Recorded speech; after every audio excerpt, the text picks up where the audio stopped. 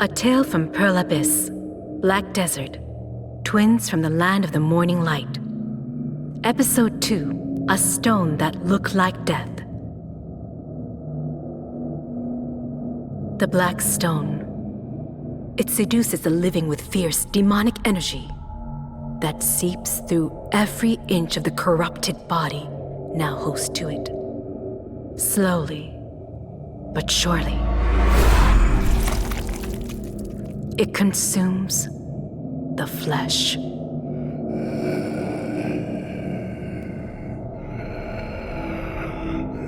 And when no flesh remains, it begins to gnaw away at the mind. Little remains in its wake, crumbling stones that have lost their light, and the crippled remnants of a being with eyes turned red, still yearning for more. These are records of black stones brought from across the Magoria Sea. Though it is used there as fuel, it is prohibited in the land of the morning light. They are far too reminiscent of the Black Death that swept these lands 40 years ago.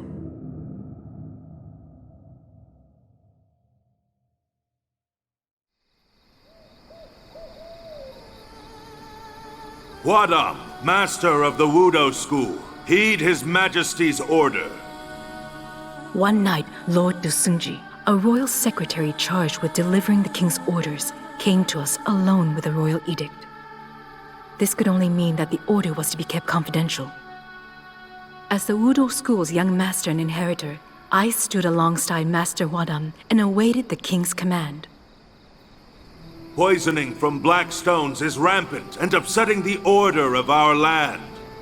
A discreet investigation must be conducted to eradicate the poison and calm our people. I hereby enlist the elite Do wielders of the Wudo school to carry out this task.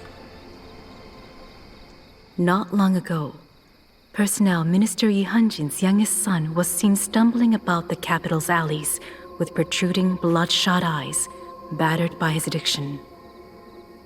After that, he was never heard from again. Perhaps fearing the opinion of the people, his father locked him away to hide those red eyes that lust after the black stones. It seems the court decided that, following this incident, they can no longer ignore the threat of these stones. While I ruminated on the matter, the master gave his answer to the edict. I, Huadam, the king's humble servant, pledge my heart to his command. Lord Dosunji looked pleased, and once he'd set off, the master turned toward me. Hyun, Yes, master. this will not be an easy task. I already knew. This beautiful stone is said to enthrall any who set their eyes upon it, and at some point, it was being traded in small quantities at exorbitant prices in utmost secrecy amongst the wealthy. That's why this task is so vital. I'm prepared for whatever may await. I will do my very best. Those words were true. It's said that beyond Magoria, these stones do a great many things. They're even refined and processed in mass quantities. The only reason why we fear these stones is because we know too little about them. To think, if we could harness that power, our land may ascend to innovative new heights. This is an opportunity I've been tasked with securing by the order of the court, this stone that I could only dream of seeing for myself. The longer we take, the easier for Jado School to interfere. This is something they'd be very keen on, is it not? That means it is likely that you and your sister will... I knew, all too well, what my master was worried about. Rest assured, master, I do not wish to share so much as the same sky as that traitor, I see. Then I will leave everything to you. However, kinship is not to be taken lightly. Yes, master. I understand.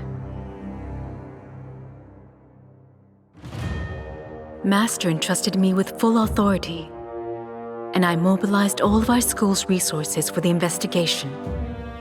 We shed blood, sweat, and tears for countless days until we finally detected minor activity in Donghae province. And one day after a long, exhausting pursuit, Young Master! a spy's voice called to me from the ceiling of a quiet office. Give your report. A wealthy recluse from Pyoke is preparing for a black stone trade. Where? Sumul. Bookworms. You'd expect them to be smarter. I'll go on ahead then. Will you need any assistance? No. I hurriedly set off with no time to prepare. This mission has been more difficult than I had expected, and it's dragged on for too long.